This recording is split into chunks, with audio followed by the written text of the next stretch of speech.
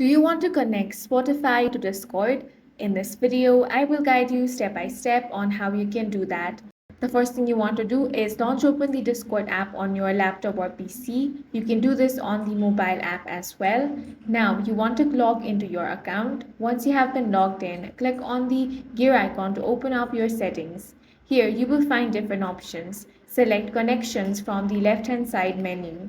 Now, you have the option Add accounts to your profile. Go ahead and locate the Spotify one. If you do not find it here, click on this arrow option. From here, select Spotify.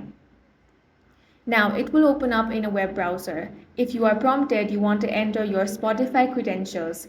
After that, authorize the permissions. Now, as you can see, Spotify has been successfully connected to Discord. If you exit out of the browser, you will see your Spotify profile over here.